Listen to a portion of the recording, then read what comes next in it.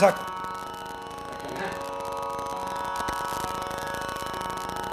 ಆಪಾದಮೂಲಿಪರ್ಯಂತಂ ಗುರುಣಾಮಾಕೃತಿಂ ಸ್ಮರೇತ್ ತೇನ ವಿಘ್ನಾ ಪ್ರಣಶ್ಯಂತಿ ಸಿದ್ಧ್ಯಂತಿ ಚ ಮನೋರಥಾಃ. ಯೋऽन्तಃ ಪ್ರವಿಶ್ಯ ಮಮ ವಾಚಮಿಮಾಂ ಪ್ರಸುಪ್ತಾಂ ಸಂಜೀವಯತ್ಯ ಕಿಲ ಶಕ್ತಿಧರಸ್ವಧಾಮ್ನಾ ಅನ್ಯಾಂಶ್ಚ ಹಸ್ತಚರಣಶ್ರವಣತ್ವಗಾದೀನ್ ಪ್ರಾಣಾನ್ನಮೋ ಭಗವತೆ ಪುರುಷಾಯ ತುಭ್ಯಂ. ಭವತಿ ಯದನುಭಾವಾದೇಡಮೂಕೋऽಪಿ ವಾಗ್ಮಿ ಜಡಮತಿರಪಿ ಜಂತುರ್ಜಾಯತೆ ಪ್ರಾಜ್ಞಮೌಲಿಃ. ಸಕಲವಚನಚೇತೋ ದೇವತಾ ಭಾರತೀ ಸಾ ಮಮ ವಚಸಿ ನಿಧತ್ತಾಂ ಸನ್ನಿಧಿಂ ಮಾನಸೇ ಚ. ಶ್ರೀಮತೋ ರಾಘವೇಂದ್ರಸ್ಯ ನಮಾಮಿ ಪದಪಂಕಜೇ ಕಾಮಿತಾಶೇಷಕಲ್ಯಾಣಕಲನಾ ಕಲ್ಪಪಾದಪೋ. ಜಲಜ್ಯೇಷ್ಠನಿಭಾಕಾರಂ ಜಗದೀಶಪದಾಶ್ರಯಂ ಜಗದೀತಲವಿಖ್ಯಾತಂ ಜಗನ್ನಾಥಗುರುನ್ ಭಜೆ. ಹರಿಕಥಾಮೃತಸಾರ ಗುರುಗಳ ಕರುಣದಿಂದಾಪನಿತು ಪೇಳುವೆ ಪರಮ ಭಗವದ್ಭಕ್ತರು ಇದನ್ನು ಆದರದಿ ಕೇಳುವುದು. ಶ್ರೀರಮಣಿಕರ ಕಮಲ ಪೂಜಿತ ಚಾರು ಚರಣ ಸರೋಜ ಬ್ರಹ್ಮ ಸಮೀರ ವಾಣಿ ಫಣೀಂದ್ರವೀಂದ್ರ ಭವೇಂದ್ರ ಮುಖವಿನುತ ನೀರಜ ಭವಾಂಡೋದಯ ಸ್ಥಿತಿ ಕಾರಣನೆ ಕೈವಲ್ಯದಾಯಕ ನಾರಸಿಂಹನಿ ನಮಿಪೆ ಕರುಣಿಪುದು ಯಮಗೆ ಮಂಗಳವ. ಭಗವದ್ ಅನುಗ್ರಹಕ್ಕೆ ಪಾತ್ರವಾಗುವುದಕ್ಕೆ ಸಜ್ಜನರಿಗೆ ಬೇಕಾದ ಅನೇಕ ಪ್ರಮೇಯಗಳನ್ನು ನಿರೂಪಣೆ ಮಾಡುತ್ತಾ ಜಗನ್ನಾಥದಾಸರು 29ನೆಯ ಪದ್ಯದಲ್ಲಿ ಪಂಚಭೇದಗಳ ಅವಶ್ಯಕತೆ, ಅದನ್ನು ತಿಳಿಯುವುದರಿಂದ ಆಗತಕ್ಕಂತಹ ಅನುಕೂಲ, ಅದರಿಂದ ಆಗುವ ಅನುಭವ, ಭಗವಂತನ ಅನುಗ್ರಹ ಏನೆಲ್ಲ ಆಗತ್ತೆ ಎನ್ನುವುದನ್ನು ನಿರೂಪಣೆ ಮಾಡ್ತಾ ಇದ್ದಾರೆ. ಜೀವ ಜೀವರ ಭೇದ ಜಡ ಜಡ ಜೀವ ಜಡ ಜಡ ಜೀವರಿಂದಲಿ ಶ್ರೀವರನು ಅತ್ಯಂತ ಭಿನ್ನ ವಿಲಕ್ಷಣನು. ಲಕ್ಷ್ಮೀ ಮೂವರಿಂದಲಿ ಪದುಮ ಜಂಡದಿ ತಾವಿಲಕ್ಷಣಳೆನಿಸುತ್ತಿಪ್ಪಳು ಸಾವಧಿಕ ಸಮಶೂನ್ಯಳೆಂದರಿತು ಈರ್ವರನು ಭಜಿಸು. ಜೀವ ಜೀವರ ಭೇದ, ಜಡ ಜಡ ಜೀವ ಜಡ ಜಡ ಜೀವರಿಂದಲಿ ಶ್ರೀವರನು ಅತ್ಯಂತ ಭಿನ್ನ ವಿಲಕ್ಷಣನು. ಲಕ್ಷ್ಮೀ ಮೂವರಿಂದಲಿ ಪದುಮಜಾಂಡದಿ ತಾ ವಿಲಕ್ಷಣಳೆನಿಸುತ್ತಿಪ್ಪಳು ಸಾವಧಿಕ ಸಮಶೂನ್ಯಳು ಎಂದರಿತು ಈರ್ವರನು ಭಜಿಸು. ಲಕ್ಷ್ಮೀನಾರಾಯಣರ ಉಪಾಸನೆ ಎಷ್ಟು ಅತ್ಯಂತ ಅವಶ್ಯಕ ಎಂಬುದನ್ನು ಮಾಡಲೇಬೇಕು. ಲಕ್ಷ್ಮೀ ಅನುಗ್ರಹವಿಲ್ಲದೆ ಇದ್ದರೆ ಪಂಚಭೇದಾಂಶ್ಚ ವಿಜ್ಞಾಯ ವಿಷ್ಣು ಸ್ವಾಭೇದಮೇವ ಚ ತಥೋ ಮುಕ್ತಿರ್ನ ಚಾನ್ಯಥ ಅಂತೆಲ್ಲ ಆಚಾರ್ಯರು ಮಹಾಭಾರತ ತಾತ್ಪರ್ಯದಲ್ಲಿ ಹೇಳ್ತಾರೆ. ಜೀವ ಜೀವರಿಗೆ ಭೇದವನ್ನು ಎಲ್ಲರೂ ಒಪ್ಪಿದ್ದಾರೆ. ಜಡ ಜಡ ಭೇದ, ಜೀವ ಜಡ ಭೇದಗಳಿದೆ. ಜಡ ಮತ್ತು ಜೀವರಿಂದ ಶ್ರೀವರ ಪರಮಾತ್ಮ ಅತ್ಯಂತ ಭಿನ್ನನಾಗಿದ್ದಾನೆ. ಜೀವರಿಂದ ವಿಲಕ್ಷಣನಾಗಿದ್ದಾನೆ, ಜಡದಿಂದ ವಿಲಕ್ಷಣನಾಗಿದ್ದಾನೆ. ಲಕ್ಷ್ಮೀದೇವಿ ಜೀವರಿಂದ, ಪರಮಾತ್ಮನಿಂದ, ಜಡದಿಂದ ಮೂವರಿಂದಲೂ ಬ್ರಹ್ಮಾಂಡದಲ್ಲಿ ತಾನು ವಿಲಕ್ಷಣಳಾಗಿದ್ದಾಳೆ ಮತ್ತು ಸಾವಧಿಕ ಸಮಶೂನ್ಯಳೂ ಆಗಿದ್ದಾಳೆ. ಸಾವಧಿಕ ಸಮಶೂನ್ಯ ಅನ್ನೋದನ್ನು ಮುಂದೆ ವಿವರಣೆ ಮಾಡ್ತೀನಿ. ಹೀಗೆ ಅರಿತು ಶ್ರೀ ಲಕ್ಷ್ಮೀನಾರಾಯಣರಿಬ್ಬರನ್ನು ನೀನು ಭಜನೆ ಮಾಡು ಎಂಬುದಾಗಿ ಜಗನ್ನಾಥದಾಸರು ಅರ್ಪಣೆ ಮಾಡ್ತಾ ಇದ್ದಾರೆ.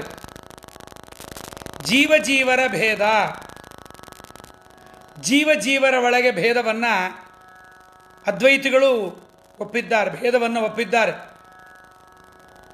ಆದರೆ ಅದ್ವೈತಿಗಳು ಔಪಾಧಿಕ ಭೇದವನ್ನು ಅಂಗೀಕಾರ ಮಾಡ್ತಾರೆ. ಆದರೆ ಯಾರೂ ವೈಲಕ್ಷಣ್ಯವನ್ನು ಒಪ್ಪಿಲ್ಲ.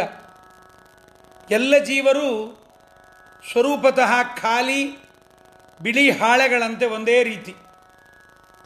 ಕೇವಲ ಕರ್ಮದ ವೈಚಿತ್ರ ಪ್ರಯುಕ್ತವಾಗಿ ಸಜ್ಜನ ದುರ್ಜನ ವೈಲಕ್ಷಣ್ಯ ಕಂಡುಬರುತ್ತೆ ಅಂತ ಹೇಳ್ತಾರೆ. ಸ್ವರೂಪಭೂತವಾದ ಸಜ್ಜನಿಕೆಯಾಗಲಿ, ಸ್ವರೂಪಭೂತವಾದ ಕಣ್ಣು ಕೈಕಾಲುಗಳಾಗಲಿ, ಆಕಾರವಾಗಲಿ, ಗುಣಧರ್ಮವಾಗಲಿ ಯಾವುದನ್ನು ಯಾರೂ ಒಪ್ಪುತ್ತಾ ಇಲ್ಲ. ವಸ್ತುತಃ ಅವೆಲ್ಲವೂ ಕೂಡ ಪ್ರಮಾಣ ಸಿದ್ಧವೇ ಆಗಿದೆ. ಅಂದರೆ ವೈಲಕ್ಷಣ್ಯ ಇರತಕ್ಕಂಥದ್ದು ಪ್ರಮಾಣ ಸಿದ್ಧವಾಗಿದೆ. ಅಪ್ರಾಕೃತವಾದ್ದರಿಂದ ಪ್ರಾಕೃತವಾದ ಇಂದ್ರಿಯಗಳಿಗೆ ಆ ಸ್ವರೂಪತಃ ವೈಲಕ್ಷಣ್ಯ ಇವೆಲ್ಲ ಗೋಚರವಾಗೋದಿಲ್ಲ. ಅವುಗಳೊಳಗೆ ಅವೇ ಆಕಾರವನ್ನು ತಾಳಿ ಪರಮಾತ್ಮನೂ ಕೂಡ ನಿಯಾಮಕನಾಗಿದ್ದಾನೆ. ಇದನ್ನು ಮುಮುಕ್ಷುಗಳು ಅವಶ್ಯವಾಗಿ ತಿಳಿಯಬೇಕು ಎಂಬುದೇ ಮಧ್ವ ಸಿದ್ಧಾಂತದ ಸಾರ. ಜಡ ಭೇದ, ಜಡಗಳಿಗಿರುವ ಭೇದವನ್ನು ಕಣ್ಣಿಗೆ ಕಾಣಿಸ್ತಾ ಇದೆ. ಕಲ್ಲಿಗೆ ಭೇದ ಇದೆ, ಗಿಡಗಳಿಗೆ ಭೇದ ಇದೆ. ಒಂದೇ ಜಾತಿಯ ಮಾವಿನ ಮರವಾದರೂ ಮಾವಿನ ಹಣ್ಣಿನಲ್ಲಿ ಭೇದ ಇದೆ, ನೇರಳೆ ಹಣ್ಣಿನಲ್ಲಿ ಭೇದ ಇದೆ, ಸೀತಾಫಲದ ಹಣ್ಣಿನಲ್ಲಿ ಭೇದ ಇದೆ, ಕಲ್ಲುಗಳಲ್ಲಿ ಭೇದ ಇದೆ, ಜಡದ ಪರ್ವತಗಳಲ್ಲಿ ಭೇದ ಇದೆ, ನೀರುಗಳಲ್ಲಿ ಭೇದ ಇದೆ. ಆದರೆ ಸಾತ್ವಿಕ ರಾಜಸ ತಾಮಸ ಎಂಬತಕ್ಕಂಥ ಭೇದವನ್ನು ಹೆಚ್ಚಿನವರು ಒಪ್ಪಿಲ್ಲ. ಭಗವದ್ಗೀತೆಯಲ್ಲಿ ಇದನ್ನು ಹೇಳಿದೆ. ಪ್ರಕೃತಿಯ ಸತ್ವರಜಸ್ತಮೋ ಗುಣಗಳಿಂದ ಉತ್ಪನ್ನವಾಗುವುದರಿಂದ ಸತ್ವಗುಣ ಅಧಿಕವಾಗಿರುವ ಪದಾರ್ಥಗಳು ಸಾತ್ವಿಕ ಅಂತ ಅನಿಸುತ್ತೆ. ರಜೋಗುಣ ಅಧಿಕವಾಗಿದ್ದರೆ ರಾಜಸ, ತಮೋಗುಣ ಅಧಿಕವಾಗಿದ್ದರೆ ತಾಮಸ. ಶಾಸ್ತ್ರಗಳಲ್ಲಿ ಸಾತ್ವಿಕ ಪದಾರ್ಥ ಸೇವನೆ ಎಂಬತಕ್ಕಂಥದ್ದು ವಿಹಿತವಾಗಿದೆ. ರಾಜಸ ತಾಮಸಗಳು ನಿಷಿದ್ಧವಾಗಿದೆ. ಹೀಗಾಗಿ ವಿಧಿ ನಿಷೇಧಬದ್ಧರಾಗಿರುವ ಮುಮುಕ್ಷುಗಳು ಈ ಜಡ ಭೇದ ವೈಲಕ್ಷಣವನ್ನು ಅವಶ್ಯವಾಗಿ ತಿಳಿಯಬೇಕು. ಜೀವ ಜಡ ಭೇದ, ಜೀವ ಮತ್ತು ಜಡದ ವೈಲಕ್ಷಣ್ಯ ಎಲ್ಲರಿಗೂ ತಿಳಿದಿದೆ. ಆದರೆ ಅದ್ವೈತಿಗಳು ಮತ್ತು ಸಾಂಖ್ಯರು ಅದನ್ನು ತಪ್ಪಾಗಿ ವ್ಯತ್ಯಾಸವಾಗಿ ತಿಳಿದಿದ್ದಾರೆ. ಜೀವಕರ್ತ, ಅವನಿಗೆ ಜಡ ಕರ್ಣ, ಕಾಯ ವಾಕ್ ಮನಸ್ಸು, ದೇಹ ಮಾತು ಮನಸ್ಸು ತ್ರಿಕರಣಗಳಿಂದ ಜೀವ ಪರಮಾತ್ಮನನ್ನು ಸೇವಿಸಬೇಕು. ಆದರೆ ಇವರು ಅಂತಃಕರಣವನ್ನು ಕರಣ ಅಂತ ಒಪ್ಪೋದಿಲ್ಲ. ಅಂತಃಕರಣವನ್ನೇ ಕರ್ತೃ ಅಂತಾರೆ. ಜೀವ ಜೊತೆಗೆ ಅಂತಃಕರಣದ ಜೊತೆಗೆ ಸುಮ್ಮನೆ ಇದ್ದರೆ ಸಾಕು, ಅಂತಃಕರಣವೇ ಎಲ್ಲ ಕೆಲಸ ಮಾಡಿಬಿಡತ್ತೆ. ಆಗ ಜೀವ ತನ್ನನ್ನು, ಎಷ್ಟು ವೈಲಕ್ಷಣ್ಯ ಇದೆ ನೋಡ್ರಿ, ಆಗ ಜೀವ ತನ್ನನ್ನು ಕರ್ತ ಅಂತ ಭ್ರಮಿಸ್ತಾನೆ. ಮೋಕ್ಷ ಸಾಧನೆ ಮಾಡಿ ಪಡೆಯುವುದು ಅಂತಃಕರಣವೇ. ಹಂಗಾರೆ ಸಂಸಾರ ಮೋಕ್ಷ ಯಾರಿಗೆ? ಜೀವನಿಗೆ ಅಲ್ಲವೇ ಅಲ್ಲ. ಜೀವನಿಗೆ ಸಂಸಾರವೂ ಇಲ್ಲ, ಜೀವನಿಗೆ ಮೋಕ್ಷವೂ ಇಲ್ಲ. ಇದು ವಸ್ತುತಃ ಪ್ರಮಾಣ ವಿರುದ್ಧ. ಇದು ಹೀಗೆ ಹೇಳತಕ್ಕಂಥದ್ದು ಅನುಭವಕ್ಕೂ ವಿರುದ್ಧ. ಕರ್ತೃತ್ವ ಅಂತಃಕರಣದ ಪರಿಣಾಮ ರೂಪವಾಗಿರುವುದರಿಂದ ಇದು ಅಂತಃಕರಣದಲ್ಲಿಲ್ಲ. ಯಾಕೆಂದರೆ ವಸ್ತುವಿನ ಪರಿಣಾಮ ವಸ್ತುವಿನಿಂದ ಅಭಿನ್ನವಾದ್ದರಿಂದ ತನ್ನಲ್ಲಿ ತಾನಿರುವುದು ಆತ್ಮಾಶ್ರಯ ಎಂಬತಕ್ಕಂಥ ಒಂದು ದೋಷ ಬರುತ್ತೆ. ಅದು ಅಯುಕ್ತ. ಜೀವ ಅದಕ್ಕೆ ಸ್ವಾಮಿ. ಆದ್ದರಿಂದ ಜೀವನೊಳಗೆ ಅಂತಃಕರಣ ಇದೆ ಅಂತನಬೇಕು. ಹಣ ಮನೆಯಲ್ಲಿಟ್ಟಿರಲಿ, ಬ್ಯಾಂಕಲ್ಲಿಟ್ಟಿರಲಿ, ಭೂಮಿಯಲ್ಲಿ ಹೂತಿಟ್ಟಿರಲಿ, ಅವನನ್ನು ಶ್ರೀಮಂತ ಹಣವಂತ ಅಂತ ಕರೀತೇವೆ. ಇದೇನು ಭ್ರಮೆಯಲ್ಲ. ಈ ಜೀವಜಡ ವೈಲಕ್ಷಣ್ಯವನ್ನು ಸರಿಯಾಗಿ ತಿಳಿದರೆ ಮಾತ್ರ ಜೀವ ಮೋಕ್ಷ ಸಾಧನೆ ಮಾಡಬಲ್ಲ. ಮುಮುಕ್ಷು ಅದನ್ನು ತಿಳಿಯಬೇಕು. ಜೀವ ಜಡರಿಂದಲೇ ಶ್ರೀವರನು ಅತ್ಯಂತ ಭಿನ್ನ ವಿಲಕ್ಷಣ. ಜಡ ಮತ್ತು ಈಶ್ವರ ಭೇದ, ಕಲ್ಲು ಮತ್ತು ಪರಮಾತ್ಮ. ಜಡ ಅಂದರೆ ಅಚೇತನವಾದ ಪದಾರ್ಥ, ಅದಕ್ಕೂ ಪರಮಾತ್ಮನಿಗೂ ಭೇದ. ಜೀವ ಮತ್ತು ಈಶ್ವರ ಭೇದವನ್ನು ಎಲ್ಲ ದಾರ್ಶನಿಕರು ಒಪ್ಪುತ್ತಾರೆ. ಆದರೆ ಅದ್ವೈತಿಗಳು ಈಶ್ವರ ಪರಮಾತ್ಮ ಜಡವಾಗಿ ಅವನೇ ಪರಿಣಾಮ ಹೊಂದುತ್ತಾನೆ ಎನ್ನುತ್ತಾ ಜಡೇಶ್ವರರಿಗೆ ಅಭೇದವನ್ನು ಒಪ್ಪಿದ್ದಾರೆ. ಜಡ ಮತ್ತು ಈಶ್ವರರಿಗೆ ಅಭೇದ. ಜೀವೇಶ್ವರರಿಗೂ ಕೂಡ ಬೇರೆ ದಾರ್ಶನಿಕರು ಅಭೇದವನ್ನು ಒಪ್ಪಿ ಜೊತೆಗೆ ಕಿಂಚಿತ್ ಭೇದವನ್ನು, ಕಿಂಚಿತ್ ಸಾದೃಶ್ಯವನ್ನು, ಅತ್ಯಂತ ಸಾದೃಶ್ಯವನ್ನು ಒಪ್ಪಿದ್ದಾರೆ. ಅತ್ಯಂತ ಭೇದವನ್ನು ಕಿಂಚಿತ್ ಸಾದೃಶ್ಯವನ್ನು ಒಪ್ಪಬೇಕು. ಇದು ವ್ಯತ್ಯಾಸ ಆಗಿದೆ. ಲಕ್ಷ್ಮೀ ಮೂವರಿಂದಲೇ ಪದುಮಜಾಂಡದೈ ತಾ ವಿಲಕ್ಷಣಲೆನಿಸುತ್ತಿಪ್ಪಳು. ಲಕ್ಷ್ಮೀ ಕೂಡ ಪರಮಾತ್ಮನಂತೆ ನಿತ್ಯ ಮುಕ್ತಳಾದ್ದರಿಂದ ಈಶಕೋಟಿಯಲ್ಲಿದ್ದು ಜೀವ ಜಡರಿಂದ ಭಿನ್ನಳಾಗಿದ್ದಾಳೆ. ಆದ್ದರಿಂದ ಪಂಚಭೇದಗಳೊಂದಿಗೆ ಜೀವ ಲಕ್ಷ್ಮೀ ಭೇದ, ಜಡದಲ್ಲಿ ಲಕ್ಷ್ಮೀ ಭೇದ, ಈಶ ಲಕ್ಷ್ಮೀ ಭೇದ, ಈ ಮೂರೂ ಭೇದಗಳನ್ನು ತಿಳಿಯಬೇಕು. ತುಂಬ ಅದ್ಭುತವಾದ ಪ್ರಮೇಯ. ಲಕ್ಷ್ಮೀ ಜೀವರಂತೆ ಸಂಸಾರದಲ್ಲಿ ಎಂದೂ ಇದ್ದವಳಲ್ಲ, ನಿತ್ಯ ಮುಕ್ತಳು. ಆದ್ದರಿಂದ ಜೀವ ವಿಲಕ್ಷಣಗಳು. ಇವತ್ತಿನ 3 ಪದ್ಯ ಬರೀ ಲಕ್ಷ್ಮೀದೇವಿದೇ ಇದೆ. ಎಲ್ಲ ಜಡ ಪದಾರ್ಥಗಳಿಗೆ ಅಭಿಮಾನಿಯಾಗಿದ್ದು ನಿಯಾಮಕಳಾಗಿದ್ದರಿಂದ ಜಡ ವಿಲಕ್ಷಣಳೂ ಆಗಿದ್ದಾಳೆ. ಪರಮಾತ್ಮನಂತೆ ಸ್ವತಂತ್ರಳಲ್ಲದೇ ಇರುವುದರಿಂದ ಈಶ ವಿಲಕ್ಷಣಳಾಗಿದ್ದಾಳೆ. ಮುಮುಕ್ಷುಗಳು, ಮೋಕ್ಷಾಪೇಕ್ಷಿಗಳು ಈ 3 ಭೇದಗಳನ್ನು ಕೂಡ ಸರಿಯಾಗಿ ತಿಳಿಯಬೇಕು. ಯಾಕೆಂದರೆ ಪುರಾಣಗಳಲ್ಲಿ, ದರ್ಶನಗಳಲ್ಲಿ ಈ ಬಗ್ಗೆ ಗೊಂದಲಕ್ಕೆ ಅವಕಾಶ ಇದೆ. ಲಕ್ಷ್ಮೀದೇವಿ ಆದಿಶಕ್ತಿ ಸ್ವರೂಪಿಣಿ, ಬ್ರಹ್ಮ ವಿಷ್ಣು ರುದ್ರರ ಜನನಿ ಎಂಬುದಾಗಿ ಕೆಲವು ಕಡೆ ಪುರಾಣಗಳಲ್ಲಿ ಹೇಳಿದಂತೆ ಕಾಣಿಸುತ್ತೆ. ಮಹಾಕಾಳಿ, ಮಹಾಲಕ್ಷ್ಮಿ, ಮಹಾಸರಸ್ವತಿ ರೂಪಗಳಿಂದ ತ್ರಿಮೂರ್ತಿಗಳ ಪತ್ನಿಯಾಗಿದ್ದಾಳೆ ಅಂತ ಕೂಡ, ತಾಯಿಯೂ ಆಗಿದ್ದಾಳೆ ಪತ್ನಿಯೂ ಆಗಿದ್ದಾಳೆ ಅಂತ ಹೇಳ್ತಾ ಇದೆ. ಶಿವಶಕ್ತ್ಯ ಯುಕ್ತೋ ಯದಿ ಭವತಿ ಶಕ್ತ ಪ್ರಭವಿತುಂ ನ ಚೇವೇವಂ ದೇವೋ ನ ಖಲು ಕುಶಲ ಸ್ಪಂದಿತುಮಪಿ. ಶಿವ ಶಕ್ತಿಯನ್ನು ಅಗಲಿದರೆ, ಶಿವ ಶಕ್ತಿಯನ್ನು ಅಗಲಿದರೆ ಅಲ್ಲಾಡಲಿಕ್ಕೂ ಶಕ್ತನಲ್ಲ ಅಂತ ಸೌಂದರ್ಯ ಲಹರಿಯ ಮೊದಲನೆಯ ಪದ್ಯವೇ ಇದನ್ನು ಹೇಳುತ್ತೆ.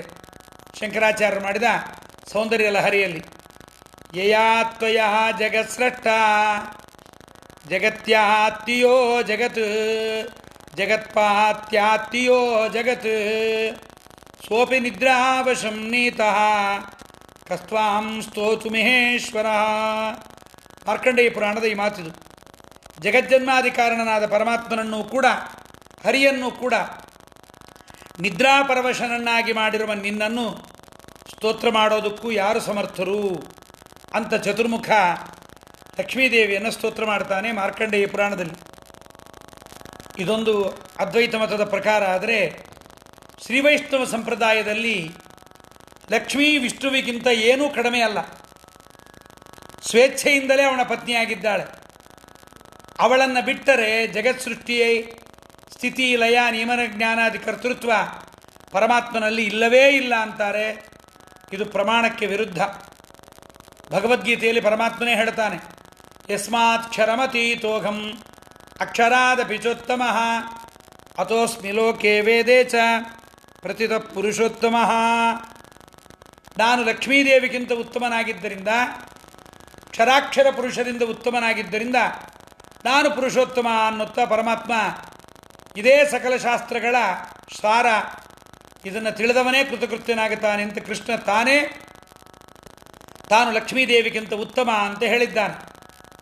ಆದ್ದರಿಂದ ಸಾವಧಿಕ ಸಮಶೂನ್ಯಳು ಲಕ್ಷ್ಮೀ ಪರಮಾತ್ಮನಂತೆ ಸಮಶೂನ್ಯಳಾಗಿದ್ದಾಳೆ. ಅಂದರೆ ಬ್ರಹ್ಮಾದಿ ದೇವತೆಗಳಂತೆ ಬ್ರಹ್ಮಾದಿ ದೇವತೆಗಳು ಯಾರೂ ಕೂಡ ಲಕ್ಷ್ಮೀದೇವಿಗೆ ಸಮಾನರಲ್ಲ, ಸಮರೂ ಇಲ್ಲ.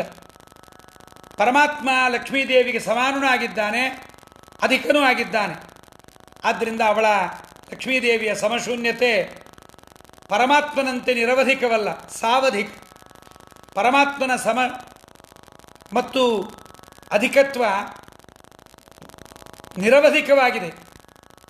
ಆದರೂ ಇದನ್ನು ತಿಳಿದು ಭಜನೆ ಮಾಡಬೇಕು ಎನ್ನುವುದು ಹರಿವಂಶದಲ್ಲಿ ಸ್ಪಷ್ಟವಾಗಿ.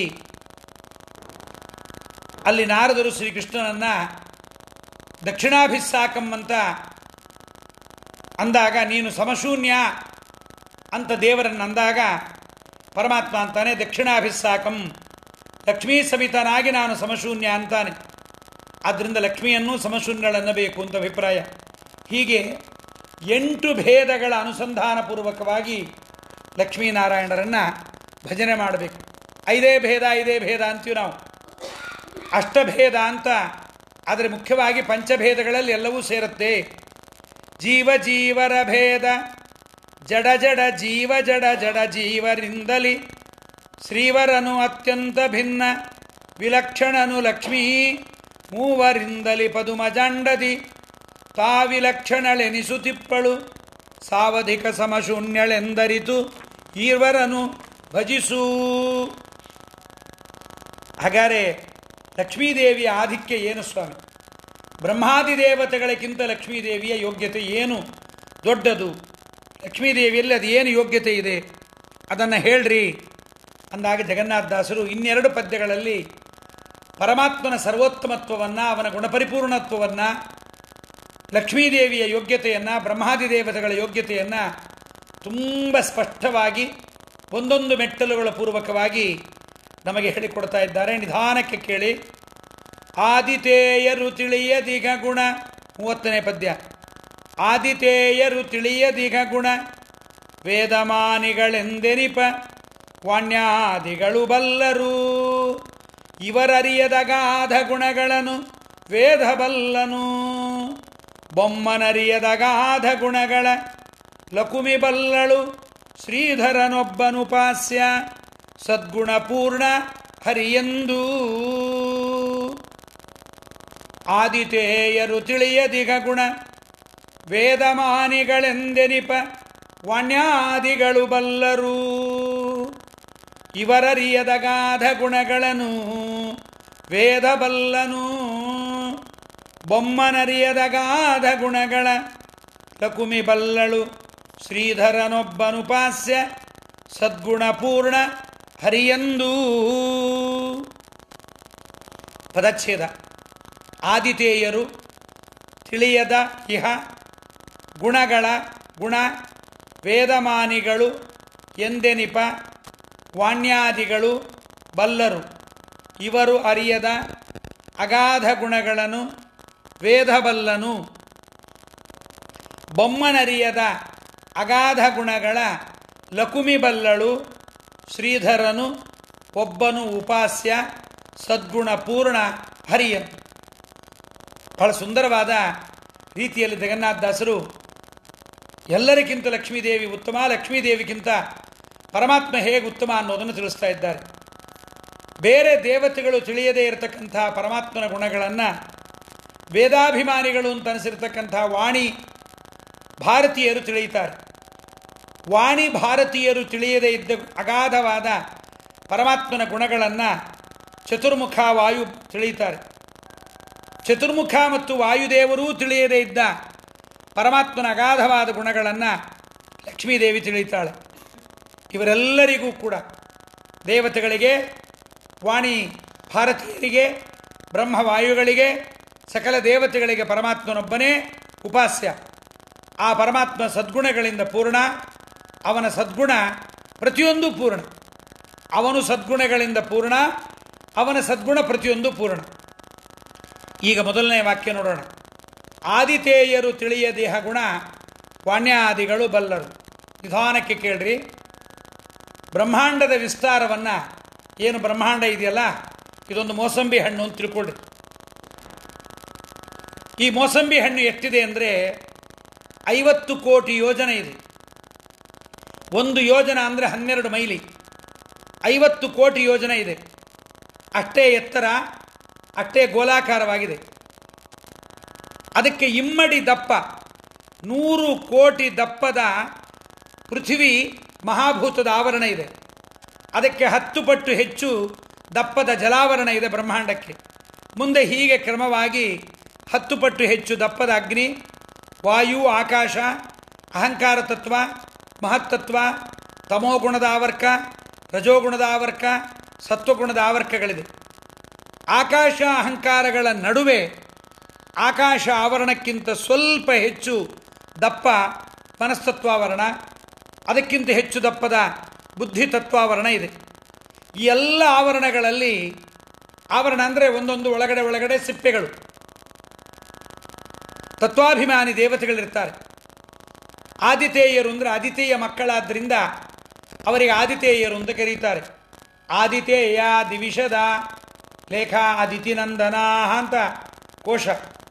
ಅವರು ಆಯಾ ಆವರಣಗಳಲ್ಲಿ ನಿಯಾಮಕರಾಗಿ ನೆಲೆಸಿರತಕ್ಕಂತಹ ಭಗವದ್ ರೂಪಗಳನ್ನು ತಿಳಿದು ಮನಸ್ತತ್ವದ ಆವರಣದಲ್ಲಿರುವ, ತಮೋಗುಣದ ಆವರಣದಲ್ಲಿರುವ, ಒಂದೊಂದು ಆವರಣದಲ್ಲಿ ಯಾರ್ಯಾರಿದ್ದಾರೆ, ಪೃಥ್ವಿ ಆವರಣ, ವಾಯು ಆವರಣ, ಜಲಾವರಣ, ವಾಯು ಆಕರಣ, ಆಕಾಶ ಆವರಣದಲ್ಲಿ ತಿಳಿದು ಉಪಾಸನೆ ಮಾಡ್ತಾರೆ.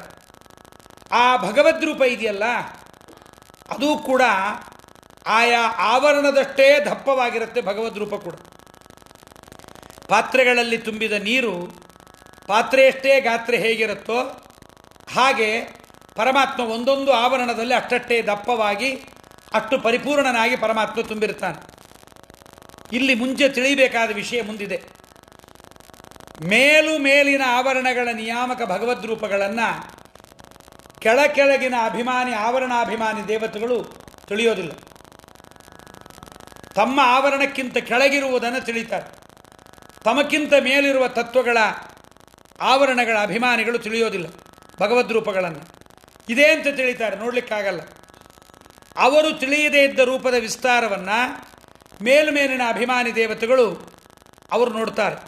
ಹೀಗಾಗಿ ಪೃಥ್ವಿ ಮುಂತಾಗಿರ್ತಕ್ಕಂಥ ಪಂಚಭೂತಾಭಿಮಾನಿ ದೇವತೆಗಳು, ಅವರಿಗೆ ಸಮರಾರಾಗಿರ್ತಕ್ಕಂಥ ಭೃಗು ನಾರದಾದಿಗಳು ಪಂಚಭೂತಾವರಣದೊಳಗೆ ವ್ಯಾಪಿಸಿರ್ತಕ್ಕಂಥ ಭಗವದ್ ರೂಪಗಳನ್ನು ತಿಳಿಯುತ್ತಾರೆ. ಸೂರ್ಯಚಂದ್ರರು 12ನೇ ಕಕ್ಷದಿಂದ ಇರತಕ್ಕಂಥವರು ಅದರಾಚೆ ಮನಸ್ತತ್ವದ ಪರ್ಯಂತರವಾಗಿ ಅವರು ತಿಳಿಯುತ್ತಾರೆ. ಅದಾದ ಮೇಲೆ ಮನು ದಕ್ಷ ಮುಂತಾಗಿರ್ತಕ್ಕಂಥವರು ಅದರಾಚೆ ಬುದ್ಧಿತತ್ವದ ತನಕ ಅವರು ತಿಳಿಯುತ್ತಾರೆ. ಇಂದ್ರ ಕಾಮರು ಅಹಂಕಾರ ತತ್ವದವರೆಗೆ ಅವರು ತಿಳಿಯುತ್ತಾರೆ. ಸೌಪರ್ಣಿ ವಾರುಣಿ ಪಾರ್ವತೀ ದೇವಿಯರು ಮಹತ್ತತ್ವಾವರಣದವರೆಗೆ ತಿಳಿಯುತ್ತಾರೆ. ಗರುಡಶೇಷ ರುದ್ರರು ತಮೋಗುಣದ ಆವರಣದವರೆಗೆ ವ್ಯಾಪಿಸಿರ್ತಕ್ಕಂಥ ಭಗವದ್ ರೂಪಗಳನ್ನು ತಿಳಿಯುತ್ತಾರೆ. ಇವರು ಯಾರೂ ತಿಳಿದೇ ಇರತಕ್ಕಂಥ ಇನ್ನೂ ಆಚೆ ಇರತಕ್ಕಂಥ ರಜೋಗುಣದ ಆವರಣ, ಸತ್ವಗುಣದ ಆವರಣದಲ್ಲಿ ಭಗವದ್ ರೂಪಗಳನ್ನು ಸರಸ್ವತಿ ಭಾರತೀಯರು ತಾವು ತಿಳಿಯುತ್ತಾರೆ. ಹೀಗೆ ಬೇರೆ ಬೇರೆ ದೇವತೆಗಳು ತಿಳಿಯದೇ ಇರತಕ್ಕಂಥ ಭಗವದ್ ರೂಪಗಳ ವಿಸ್ತಾರವೆಂಬತಕ್ಕಂಥ ಅಮೋಘವಾದ ಗುಣವನ್ನು ವಾಣಿ ಭಾರತೀಯರು ತಿಳಿಯುತ್ತಾರೆ. ಎಲ್ಲಿಗೆಂದು ಬಂತು ನೋಡ್ರಿ. ಕೆಳಗಡೆಯಿಂದ ಮೇಲಕ್ಕೆ ಬಂದರೆ ಮೇಲಿನವರು ಕೆಳಗಿನ ಎಲ್ಲ ತತ್ವಗಳ ಬಗ್ಗೆ, ಆವರಣಗಳ ಬಗ್ಗೆ ತಿಳಿಯುತ್ತಾರೆ. ಆದರೆ ಕೆಳಗಿನವರು ಮೇಲಿನ ತತ್ವಗಳ ಬಗ್ಗೆ ತಿಳಿಯೋದಿಲ್ಲ. ವೇದಮಾನಿಗಳೆಂದೆನಿಪ ವಾಣ್ಯಾದಿಗಳು ಬಲ್ಲರು. ಎಲ್ಲ ದೇವದೇವಿಯರು ಕೂಡ ವೇದಾಭಿಮಾನಿಗಳೇ. ಎಲ್ಲ ದೇವತೆಗಳು, ಎಲ್ಲ ದೇವಿಯರು ವೇದಾಭಿಮಾನಿಗಳು ಮತ್ತು ವೇದ ಋಷಿಗಳು ಹೌದು. ಅವರು ವೇದ ಮಂತ್ರಗಳಿಂದ ಪರಮಾತ್ಮನ ಗುಣಗಳನ್ನು ತಾವು ಸ್ವಯಂ ತಿಳಿದು ಉಪಾಸನೆ ಮಾಡ್ತಾರೆ. ಆದರೆ ವಾಣಿ ಭಾರತೀಯರು, ಸರಸ್ವತಿ ಭಾರತೀಯರು ಸಕಲ ವೇದಗಳಿಗೆ ಅಭಿಮಾನಿಗಳು. ಉಳಿದವರು ವೇದಾಭಿಮಾನಿಗಳು ಅಂತ ಹೇಳಿದ್ರಲ್ಲ, ಇವರನ್ನು ಸಕಲ ವೇದಾಭಿಮಾನಿಗಳು ಅಂತಂದರೆ ಇಷ್ಟೇ. ಉಳಿದವರು ಕೆಲವು ವೇದದ ಭಾಗಗಳಿಗೆ ಮಾತ್ರ ಅಭಿಮಾನಿಗಳು. ಆದ್ದರಿಂದ ಅವರು ಬೇರೆ ಎಷ್ಟೋ ವೇದಗಳಿಂದ ತಿಳಿಯದೇ ಇರತಕ್ಕಂತಹ ಹರಿಯ ಪರಮಾತ್ಮನ ಜ್ಞಾನಾನಂದ ಅನಂತ ಗುಣಗಳನ್ನು ವಾಣಿ ಭಾರತೀಯರು ಬಲ್ಲರು. ಇವರ ಅರಿಯದ ಅಗಾಧ ಗುಣ ವೇದ ಬಲ್ಲನು. ಸರಸ್ವತಿ ಭಾರತೀ ದೇವಿಯರೂ ತಿಳಿಯದೇ ಇರತಕ್ಕಂಥ ಸತ್ವಾವರಣದ ಆಚೆಗೆ ಇರತಕ್ಕಂಥ ಸರ್ವತ್ರ ವ್ಯಾಪಿಸಿರುವ ಭಗವದ್ ರೂಪಗಳನ್ನು ವೇದ ಅಂದರೆ ಚತುರ್ಮುಖ ಬ್ರಹ್ಮದೇವರು ತಿಳಿಯುತ್ತಾರೆ. ಚತುರ್ಮುಖ ಬ್ರಹ್ಮದೇವರು ಅಂದರೆ ವಾಯುದೇವರನ್ನು ತಗೊಳ್ಬೇಕು, ಅವರು ತಿಳಿಯುತ್ತಾರೆ. ವಾಣಿ ಭಾರತೀಯರಿಗೂ ತಿಳಿಯದೇ ಇರುವ ವಿಚಾರಗಳನ್ನು, ಎಷ್ಟೋ ವಿಚಾರಗಳನ್ನು, ಜ್ಞಾನಾದಿ ಗುಣಗಳನ್ನು ಬ್ರಹ್ಮವಾಯುಗಳು ತಿಳಿಯುತ್ತಾರೆ. ಬೊಮ್ಮನರಿಯದ ಅಗಾಧ ಗುಣಗಳನ್ನು ಲಕುಮಿ ಬಲ್ಲಳು. ವೇದ ಅಂದರೆ ಬ್ರಹ್ಮ, ಅವನೇ ಬ್ರಹ್ಮ ತದ್ಭವ ತತ್ಸಮ ರೂಪಗಳು. ಎಲ್ಲ ದೇಶಗಳಲ್ಲಿ ಎಲ್ಲ ಕಾಲಗಳಲ್ಲಿ ಹರಿ ಇರುವಲ್ಲಿ ಲಕ್ಷ್ಮೀ, ಲಕ್ಷ್ಮೀ ಇರುವಲ್ಲಿ ಹರಿ ಇರೋದರಿಂದ ಲಕ್ಷ್ಮೀದೇವಿ ಸದಾ ಸರ್ವತ್ರ ಹರಿಯ ವ್ಯಾಪ್ತಿಯನ್ನು ಕಾಣ್ತಾಳೆ. ಬ್ರಹ್ಮವಾಯುಗಳು ಹೀಗೆ ಸದಾ ಸರ್ವತ್ರ ವ್ಯಾಪ್ತರಲ್ಲ. ಆದ್ದರಿಂದ ಅವರ ಹರಿಯ ಕೊನೆಯಿಲ್ಲದ ವ್ಯಾಪ್ತಿಯನ್ನು, ಅಗಾಧವಾದ ಪರಮಾತ್ಮನ ಗುಣಸಂಪತ್ತನ್ನು ಕೂಡ ಲಕ್ಷ್ಮೀದೇವಿ ತಿಳಿತಾಳೆ. ಹರಿಯ ಅನಂತಾನಂತ ಗುಣಗಳೆಲ್ಲವನ್ನೂ ಪರಮಾತ್ಮನೊಬ್ಬನೇ ತಿಳಿತಾನೆ. ಆ ಪರಮಾತ್ಮನ ಅವುಗಳ ಗುಣಗಳ ಅನಂತಾನಂತ ಅಂಶಗಳಲ್ಲಿ ಒಂದು ಅಂಶ ಲಕ್ಷ್ಮಿಗೆ ಮಾತ್ರ ಗೊತ್ತಂತೆ. ಅವಳು ತಿಳಿಯದೇ ಇದ್ದದ್ದರ ಕೋಟಿಯಲ್ಲಿ ಒಂದಂಶ, ಅವಳು ತಿಳಿದಿದ್ದರ ಕೋಟಿಯಲ್ಲಿ ಒಂದಂಶ ಬ್ರಹ್ಮವಾಯುಗಳಿಗೆ ಗೊತ್ತು. ಅವರು ತಿಳಿದಿದ್ದರಲ್ಲಿ 100ನೇ ಒಂದಂಶ ಬ್ರಹ್ಮವಾಯುಗಳು ತಿಳಿದ ವಿಚಾರದ ಒಂದಂಶವನ್ನು, 100ನೇ ಒಂದಂಶವನ್ನು ಸರಸ್ವತಿ ಭಾರತೀಯರು ಅಂದರೆ ವಾಣಿ ಭಾರತೀಯರಿಗೆ ಗೊತ್ತು. ಹೀಗೆ ಇತರ ದೇವತೆಗಳೆಲ್ಲರೂ ಕೂಡ ಸೋತ್ತಮರು ತಿಳಿದ, ತಮಕ್ಕಿಂತ ಉತ್ತಮರು ತಿಳಿದಿದ್ದ ಶತಾಂಶವನ್ನು ಮಾತ್ರ ತಾವು ತಿಳಿದಿರ್ತಾರೆ. ಉತ್ತಮೋತ್ತಮರಾದವರಲ್ಲಿ ಉತ್ತಮ ಜ್ಞಾನ ಹೆಚ್ಚು, ಕಡಿಮೆ ಆದವರಲ್ಲಿ ಕಡಿಮೆ ಹೆಚ್ಚು. ಏನಂತ ಶ್ರೀಧರೊಬ್ಬನುಪಾಸ್ಯ ಸದ್ಗುಣಪೂರ್ಣ ಹರಿಯೆಂದು. ಎಲ್ಲ ದೇವತೆಗಳಿಗೂ ಶ್ರೀಧರನೊಬ್ಬನೇ ತಮ್ಮ ಶಕ್ತಿಯಾನುಸಾರ ಉಪಾಸ್ಯನಾಗಿದ್ದಾನೆ. ಪೂರ್ತಿಯಾಗಿ ಉಪಾಸನೆ ಮಾಡಲಿಕ್ಕೆ ಯಾರಿಗೂ ಶಕ್ತಿ ಇಲ್ಲ. ಅವರು ಮಾಡ್ತಕ್ಕಂಥ ಅಳಿಲ ಸೇವೆ ನೋಡ್ರಿ, ಬ್ರಹ್ಮಾದಿ ದೇವತೆಗಳು ಮಾಡೋದೇ ಅಳಿಲ ಸೇವೆ ಅಂತೆ. ನಾವು ಏನೋ ಒಂದು ಏಕಾದಶಿ, ಒಂದು ಚಾತುರ್ಮಾಸ್ಯ, ಏನೋ ಒಂದಿಷ್ಟು ದಾನ ಧರ್ಮ ಮಾಡಿಬಿಟ್ರೆ ಭಾರೀ ಸೇವೆ ಮಾಡಿದ್ವಿ ಅಂತ. ಬ್ರಹ್ಮಾದಿ ದೇವತೆಗಳು ಮಾಡುವ ಸೇವೆ ಅಳಿಲ ಸೇವೆ. ಅವರಿಗೆ ಪರಮಾತ್ಮ ಒಲಿಯುತ್ತಾನೆ. ಪರಮಾತ್ಮ ಇಲ್ಲಿ ದಾಸರು ಹೇಳಿದರು ಸದ್ಗುಣಪೂರ್ಣ ಅಂತ. ದೇವರಿಗೆ ಒಂದು ಹೆಸರಿದೆ ವಿಷ್ಣು ಅಂತ. ವಿಷ್ಣು ಅಂದರೆ ಪರಬ್ರಹ್ಮ, ವಿಷ್ಣು ಅಂದರೆ ಒಂದೇ ಅರ್ಥ. ವಿಷ್ಣು ಅಂದರೆ ಗುಣಪರಿಪೂರ್ಣ ಅಂತ ಅರ್ಥ.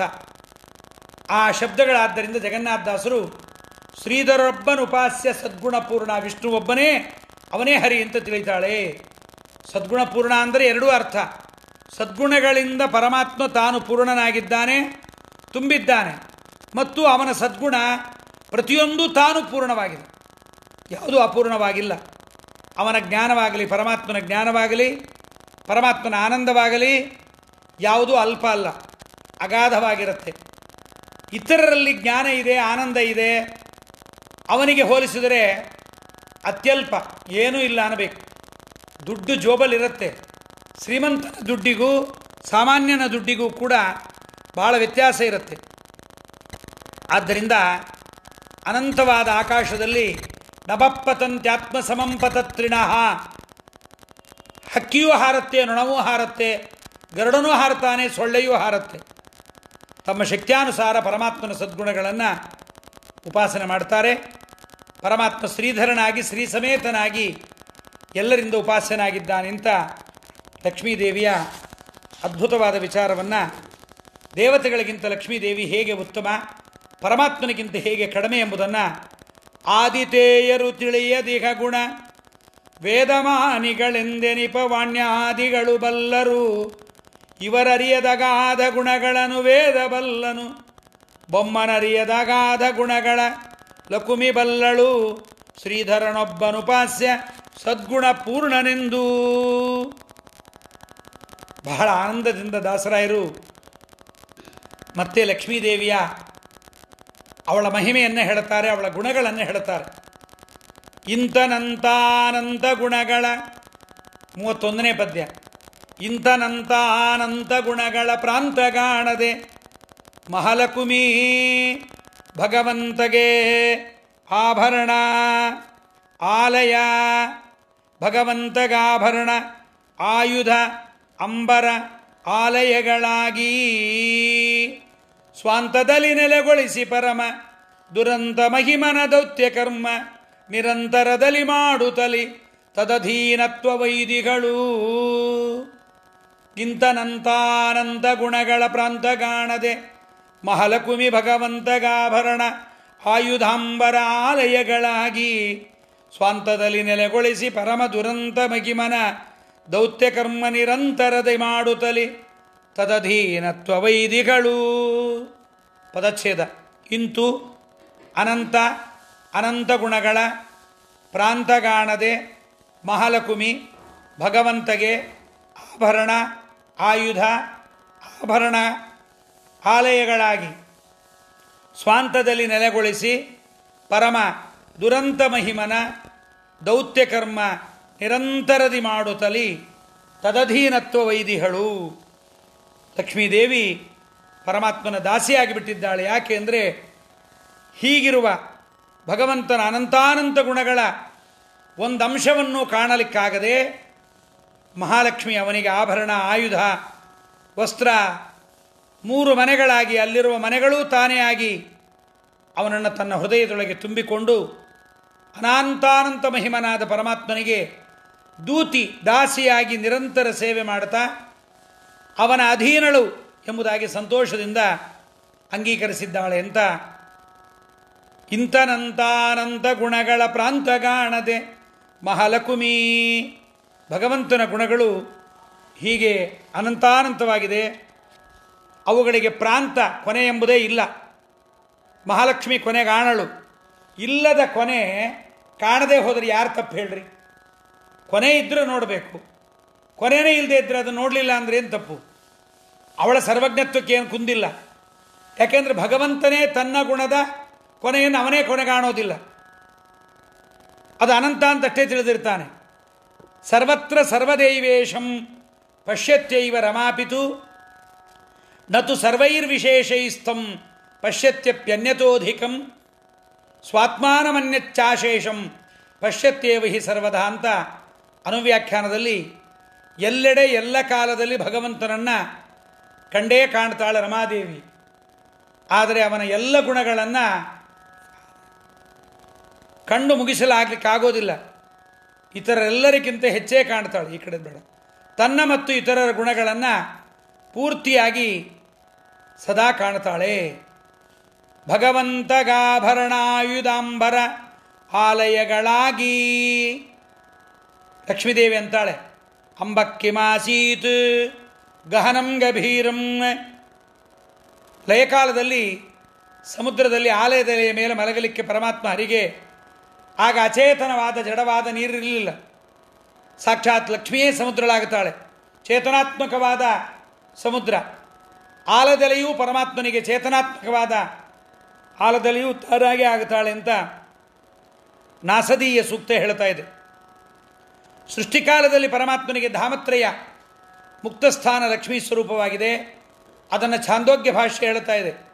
ತತ್ರ ವಿಷ್ಣು ಪುರಂ ದಿವ್ಯಂ ಅಪರಾಜಿತನಾಮಕಂ ವಿಮತ್ಯಾಖ್ಯಂಚ ಪರ್ಯಂಕ್ಯಂ ವಿಷ್ಣೋರ್ಮಾನೇನ ಸಂಹಿತಂ ಚಿತ್ಸುವರ್ಣಮಯಂ ದಿವ್ಯಂ ಲಕ್ಷ್ಮೀ ತತ್ತತ್ಸ್ವರೂಪಿಣೀ. ತಂತ್ರಸಾರವೂ ಹಾಗೆ ಹೇಳುತ್ತೆ. ಅಪರಾಜಿತ ಅಂತ ದೇವರ ಮನೆಗೆ ಹೆಸರಂತೆ. ಅಲ್ಲಿ ಪರಮಾತ್ಮನ ಪರ್ಯಂಕ ವಿಮಾನ ಎಲ್ಲ ಬಂಗಾರಮಯವಾದ ಲಕ್ಷ್ಮ್ಯಾತ್ಮಕವಾದದ್ದಿದೆ. ತಂತ್ರಸಾರ ಸಂಗ್ರಹದಲ್ಲೂ ಆಚಾರಂತಾರೆ, ಶ್ವೇತದ್ವೀಪೋ ಮಂಡಪಶ್ಚ ದಿವ್ಯರತ್ನಮಯೋ ಮಹಾನ್ ಪದ್ಮಮೇತತ್ರಯಂ ದೇವಿ ರಮೈವ ಬಹುರೂಪಿಣೀ. ಇಷ್ಟು ಅರ್ಥವನ್ನು ವಾದರಾಜರು ವೈಕುಂಠ ವರ್ಣನೆಯಲ್ಲಿ ಹೇಳುತ್ತಾರೆ. ಶ್ರೀದೇವಿ ತಾನೇ ತ್ರಿಧಾಮನ ಮನೆಯಾಗಿ ಆದ್ಯಂತಗಳಿಲ್ಲದಂತೆ ಬೋಧಾಸುಖರೂಪಾಳಾಗಿಗಳೆಂದು ಪೂರ್ವದ ವೇದಗಳೇ ಓದುತಿಗವು. ಭಾಗವತ ಕೂಡ ಅದನ್ನೇ ಹೇಳುತ್ತೆ. ಭೂಷಣಾಯುಧ ಲಿಂಗಾಖ್ಯ ದತ್ತೇ ಶಕ್ತಿ ಸ್ವಮಾಯಯ. ಸೃಷ್ಟಿಕಾಲದಲ್ಲಿ 24 ತತ್ವಗಳಾಚೆ ಅವ್ಯಾಕೃತಾಕಾಶದಲ್ಲಿ ವ್ಯಾಪ್ತವಾದ ಭಗವದ್ರೂಪಕ್ಕೆ 24 ತತ್ವಗಳಿಂದಾದ ಜಡವಾದ ಭೂಷಣ ಆಯುಧ ವಸ್ತ್ರ ಇರೋದು ಅಸಂಭವ. ಯಾಕೆಂದರೆ ಸೃಷ್ಟಿಕಾಲದ ಅಲ್ಲಿ 24 ತತ್ವಗಳ ಆಚೆ 24 ತತ್ವಗಳಿಗಿಂತ ಮೇಲೆ ಅವ್ಯಾಕೃತಾಕಾಶದಲ್ಲಿ ವ್ಯಾಪ್ತನಾದ ಭಗವದ್ರೂಪಕ್ಕೆ ಜಡವಾದ ಭೂಷಣ ಇರೋದಿಲ್ಲ. ಅದು ಯಾರಾಗಬೇಕು? ಅದು ಆಯುಧ ವಸ್ತ್ರಗಳು ಜಡವಾದಿರೋದಿಲ್ಲವಾದ್ದರಿಂದ ಅಸಂಭವ. ಆದ್ದರಿಂದ ದೇವಿ ಲಕ್ಷ್ಮೀದೇವಿ ತಾನೇ ಏನಾಗುತ್ತಾಳೆ? ಪರಮಾತ್ಮನಿಗೆ ಭೂಷಣ ಆಗುತ್ತಾಳೆ. ಆಯುಧ ವಸ್ತ್ರಗಳು ಎಲ್ಲ ಆಗಿ ದೇವರನ್ನು ಅಲಂಕಾರ ಮಾಡ್ತಾಳೆ. ಸೃಷ್ಟಿಕಾಲದಲ್ಲಿ ಧಾಮತ್ರಯದ ಒಳಗೆ ಮುಕ್ತ ಸ್ಥಾನಗಳಲ್ಲಿ ಅಲ್ಲೂ 24 ತತ್ವ ಇಲ್ಲ. ದೇವಿ ತಾನೇ ಪರಮಾತ್ಮನಿಗೆ ಪುನಃ ಭೂಷಣ ಆಯುಧ ವಸ್ತ್ರಗಳಾಗಿ ಪರಮಾತ್ಮನಿಗೆ ಅರಮನೆ, ಪರಮಾತ್ಮನಿಗೆ ಮಂಟಪ ಆಗಿ ಪರಮಾತ್ಮನ ಉಪಚಾರ ಮಾಡ್ತಾಳೆ. ಇದು ಆದಿತ್ಯ ಪುರಾಣದ ವೆಂಕಟೇಶ ಮಹಾತ್ಮೆಯಲ್ಲಿ ಇದನ್ನು ಸ್ಪಷ್ಟ ಮಾಡಿದ್ದಾರೆ. ಮತ್ತು ಲಯಕಾಲದಲ್ಲಿ ಎಲ್ಲಿಯೂ 24 ತತ್ವಗಳಿಲ್ಲ. ಆದ್ದರಿಂದ ಎಲ್ಲ ಕಡೆ ತಾನೇ ಭೂಷಣ ಪರಮಾತ್ಮನಿಗೆ ಆಭರಣ ಎಲ್ಲ ರೂಪದಿಂದ ವ್ಯಾಪಿಸಿ ಪರಮಾತ್ಮನನ್ನು ತಾನು ಪಕ್ಕದಲ್ಲಿ ಮಲಗಿ ತಬ್ಬಿ, ಆಯುಧವಾಗಿ ತಬ್ಬಿ, ವಸ್ತ್ರವಾಗಿ ತಬ್ಬಿ, ಆಭರಣಗಳಾಗಿ ತಬ್ಬಿ, ದೇವರಿಗೆ ಹಾರವಾಗಿ ತಬ್ಬಿ, ದೇವರಿಗೆ ಮನೆಯಾಗಿ ದೇವರನ್ನಿಟ್ಟುಕೊಂಡು ಏನು ಭಾಗ್ಯ ಲಕ್ಷ್ಮೀದೇವಿದು. ದೇವರನ್ನು ತಬ್ಬಿಕೊಂಡು ಆನಂದ ಪಡುತ್ತಾಳೆ. ವಾದರಾಜರು ಹೇಳ್ತಾರೆ, ಜಗನ್ನಾಥದಾಸರು ಹೇಳ್ತಾರೆ, ಆನಂದಮಯ ಹರಿಗೆ ಆಭರಣವಾದೆ ಪಾನೀಯವಾದೆ ಪಟವಾದೆ. ತತ್ವ ಸುವಾಲಿಯಲ್ಲಂತಾರೆ, ಆನಂದಮಯ ಹರಿಗೆ ಆಭರಣವಾದೆ ಪಾನೀಯವಾದೆ ಪಟವಾದೆ. 24 ತತ್ವಗಳಿಲ್ಲದೆ ಇರುವ ಮುಖ್ಯಸ್ಥಾನದಲ್ಲಿ ಸೃಷ್ಟಿಯ ಪೂರ್ವದಲ್ಲಿ ಬ್ರಹ್ಮಾಂಡದ ಅವ್ಯಾಕೃತ ಆಕಾಶದಲ್ಲಿ ಎಲ್ಲೂ 24 ತತ್ವಗಳ ಆಭರಣ ಇರಲಿಕ್ಕೆ ಸಾಧ್ಯವೇ ಇಲ್ಲ. ಜಡಾತ್ಮಕವಾದದ್ದು ಎಲ್ಲ ಲಕ್ಷ್ಮೀದೇವಿ ಆಗುತ್ತಾಳೆ. ತತ್ವಗಳಿಗತಿ ದೂರವಾದ ದೇಶದಲ್ಲಿ ಜಗತ್ತಿನ ಪ್ರಳಯ ಕಾಲದಲ್ಲಿ ಭರ್ತಾಗೆ ರಮೆತಾನೆ ಭೂಷಣಾಯುಧ ಲಿಂಗ ವಸ್ತ್ರ ಮಾಲೆಗಳಾಗಿಗಳು ಗಡ ಮಂದಾರ ಕುಸುಮ ಮಾಲೆ ತಾನಾದಳೋ ಗಂಧ ಪರಿಮಳವಾದಳು ಮಂದ ಮಾರುತನಂತೆ ಸುತ್ತಾಳು ಸುಲಿದಾಳು ಇಂದಿರೇಗೆ ಇಂದಿರೇಯ ಇರಿವಾನೇನೆಂಬೆ. ಹೀಗೆ ಸ್ವಾಂತದಲ್ಲಿ ನೆಲೆಗೊಳಿಸಿ ದೌತ್ಯ ಕರ್ಮ ನಿರಂತರದಲ್ಲಿ ಮಾಡುತ್ತಾ ಸ್ವಾಂತದಲ್ಲಿ ಅಂದರೆ ದೇವರ ಹೃದಯದೊಳಗೆ ಪ್ರಿಯತಮನನ್ನು ತಬ್ಬಿಕೊಂಡು ಅಪ್ಪುತ್ತಾಳೆ, ಆನಂದಿಸ್ತಾಳೆ. ಸಜ್ಜನರಿಗೆ ವೇದಗಳ ಮೂಲಕವಾಗಿ ಪರಮಾತ್ಮನ ಮಹಿಮೆಗಳನ್ನು ಬಣ್ಣಿಸಿ ಹೇಳುತ್ತಾಳೆ. ಅವನು ಹೇಳಿ ಕಳಿಸಿರತಕ್ಕಂಥ ವಿಧಿನಿಷೇಧಗಳನ್ನು ವೇದಗಳ ಮೂಲಕವಾಗಿ ಸಂದೇಶಗಳನ್ನು ಸಜ್ಜನರಿಗೆ ತಂದು ನೀಡುತ್ತಾಳೆ. ಆದ್ದರಿಂದಲೇ ಅವಳು ಅಂಬ್ರಣಿ ಅಂತ ಅವಳಿಗೆ ಹೆಸರು. ವಾದರಾಜರು ಅದನ್ನೇ ಹೇಳ್ತಾರೆ, ಅಂ ಪರಮಾತ್ಮಾನಂ ಸ್ವಹೃದಿ ಬಿಭರ್ತಿ.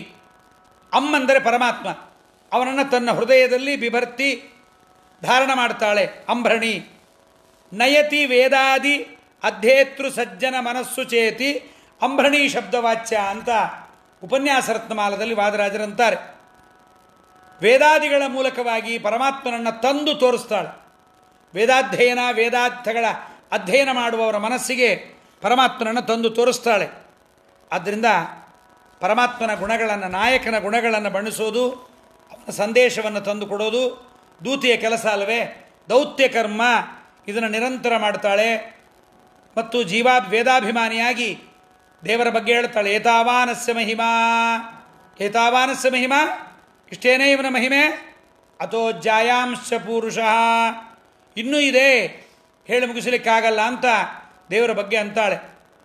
ಅವನು ಮಾಡುವ ವಿಧಿನಿಷೇಧಗಳನ್ನು ನಮಗೆ ತಿಳಿಸ್ತಾಳೆ.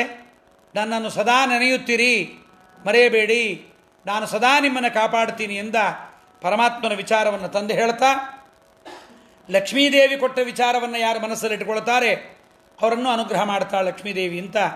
ತದಧೀನತ್ವ ವೈದಿಗಳು,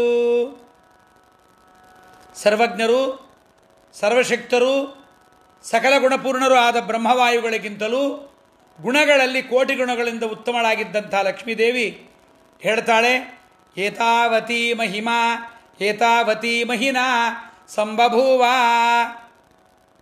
ಪರಮಾತ್ಮನಿಗೆ ಹೋಲಿಸಿದರೆ ಬ್ರಹ್ಮವಾಯುಗಳೇ ನನ್ನ ಶಕ್ತಿ ಏನಿದ್ರೂ ಅಷ್ಟೇ, ಬಹಳ ಸೀಮಿತ.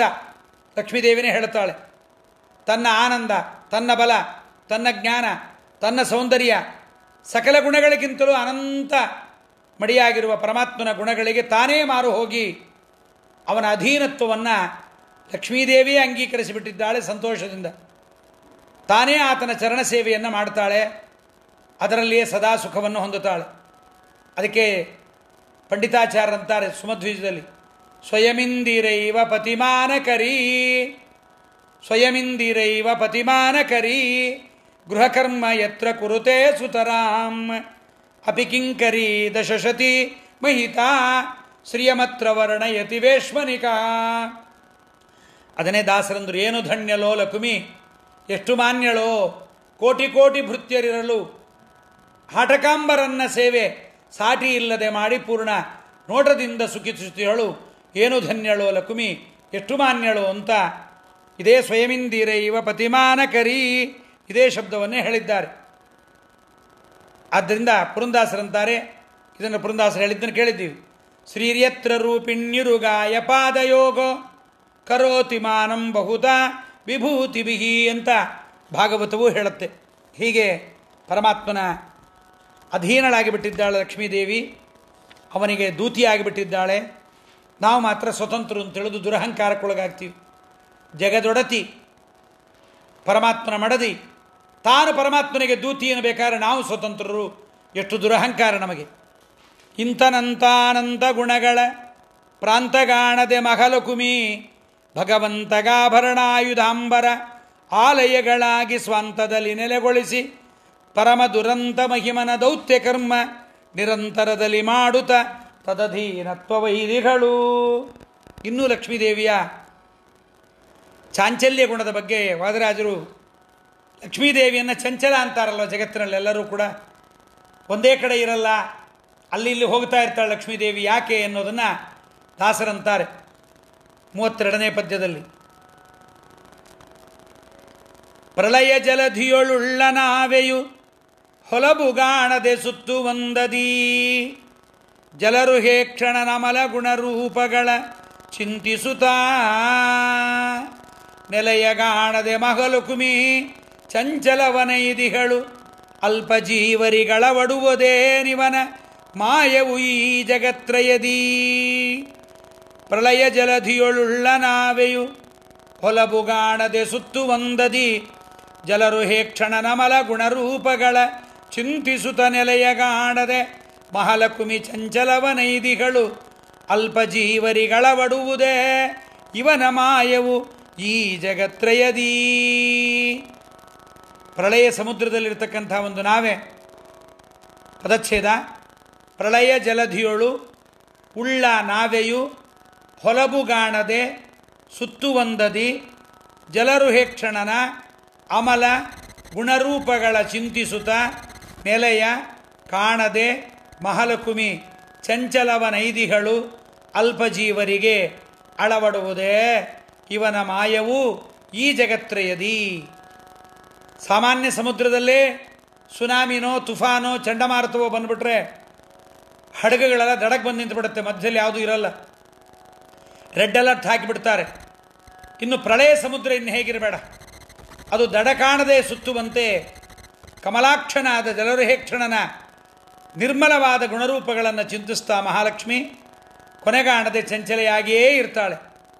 ಈ ಮೂರ್ಲೋಕದಲ್ಲಿ ಅಲ್ಪರಿಗೆ ಜೀವರಿಗೆ ಇವನ ಮಾಯೆ, ಪರಮಾತ್ಮನ ಇಚ್ಛೆ, ಪರಮಾತ್ಮನ ಗುಣೆ. ಮಾಯಾ ಅಂದರೆ ಯಾವುದೋ ಬೇರೆ ಅಲ್ಲ, ಅವನ ಬಂಧಕ ಶಕ್ತಿ ಅರ್ಥವಾದೀತೇ.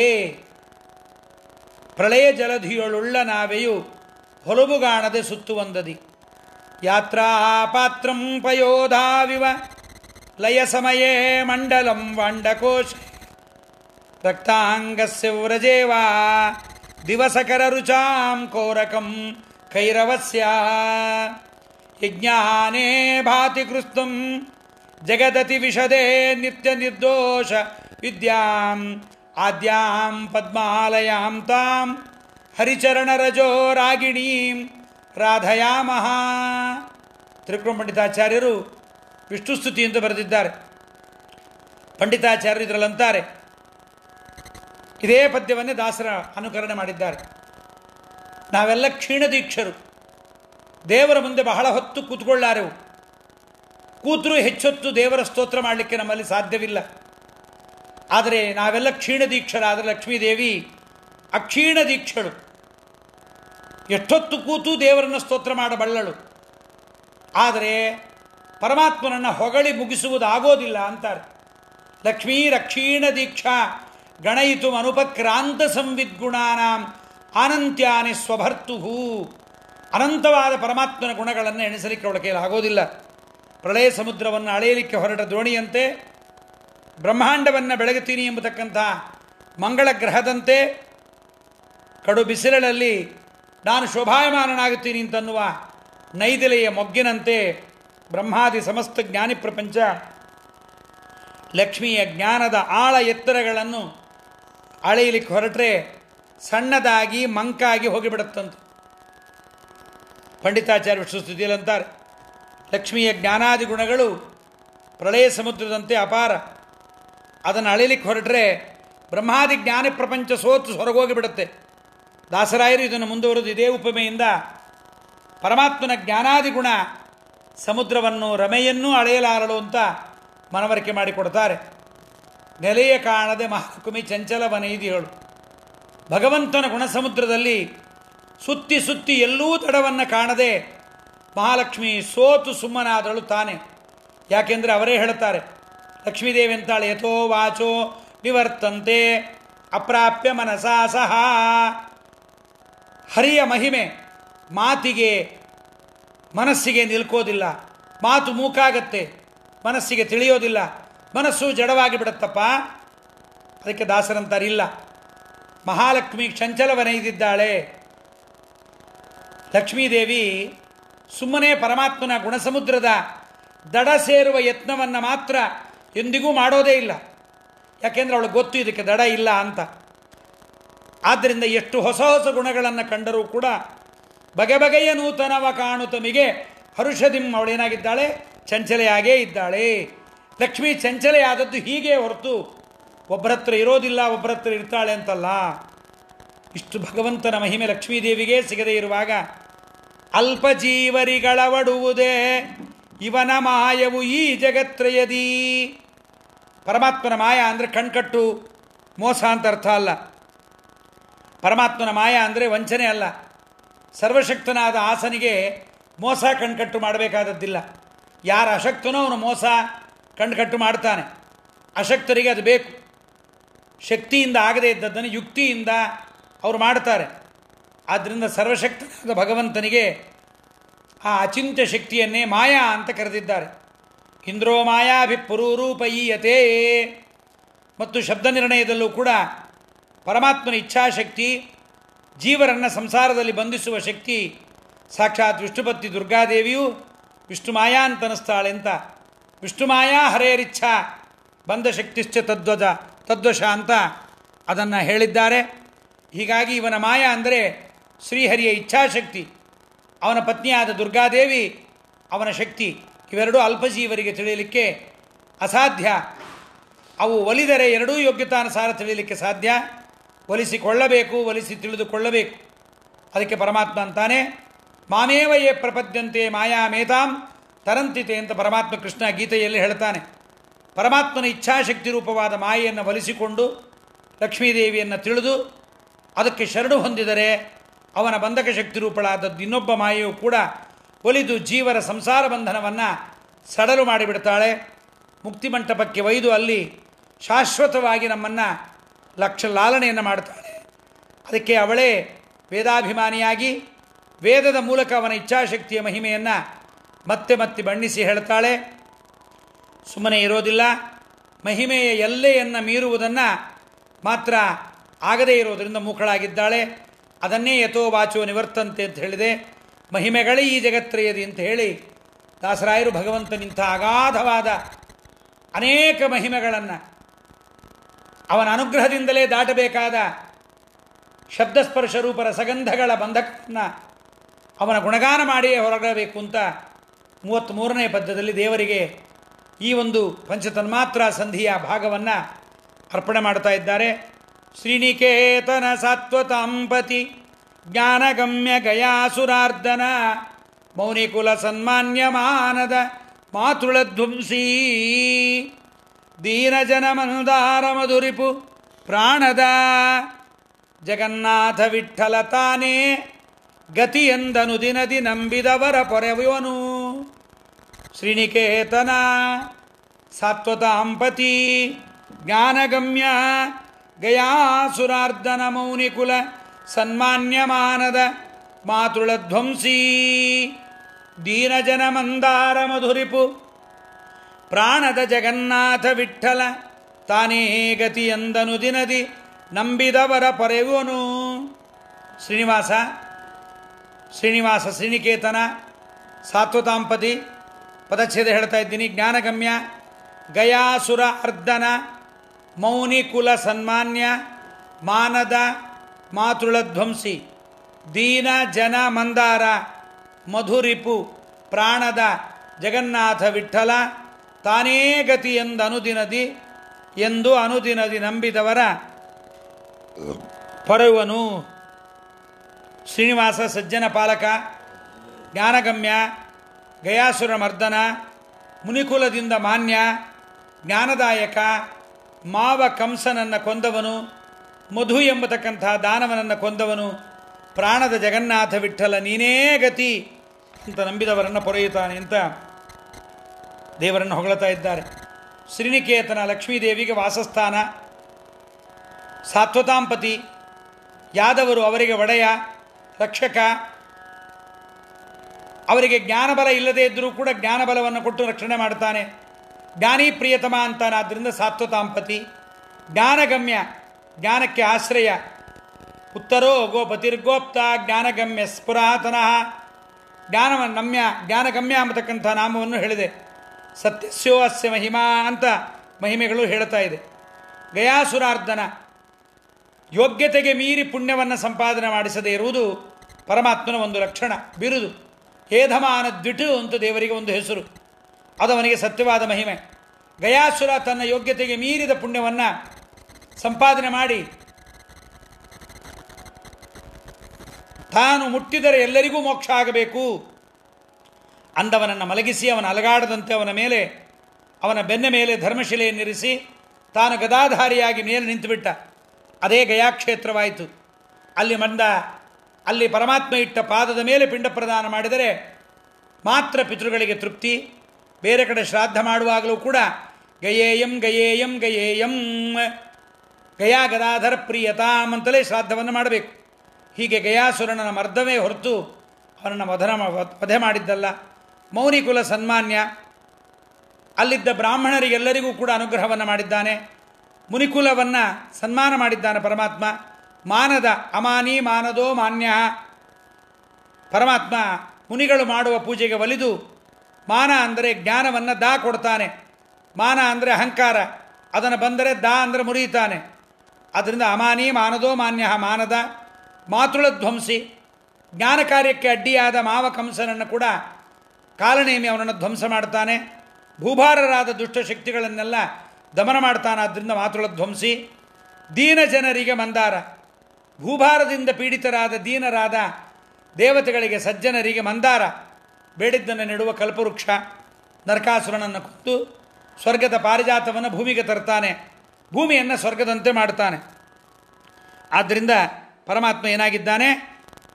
ದೀನಜನ ಮಂದಾರ ಮಧುರಿಪು, ವೇದವನ್ನು ಅಪಹರಣ ಮಾಡಿದ ಮಧುಕೈಟಬರು ಎಂಬತಕ್ಕಂಥ ದಾನವರನ್ನು ಕೊಂದು ಬ್ರಹ್ಮನಿಗೆ ವೇದವನ್ನು ತಂದಿಟ್ಟ ಹಯಗ್ರೀವ ಪರಮಾತ್ಮ. ಸ್ವರ್ಗದ ಪಾರಿಜಾತಕ್ಕಿಂತಲೂ ಶ್ರೇಷ್ಠವಾದ ಮೋಕ್ಷಾದಿ ಸಕಲ ಪುರುಷಾರ್ಥಪ್ರದವಾದ ವೇದವನ್ನು ದೀನ ಜನರಿಗೆ ತಂದು ಕೊಟ್ಟಿದ್ದಾನೆ. ಅವನೇ ಪ್ರಾಣದ.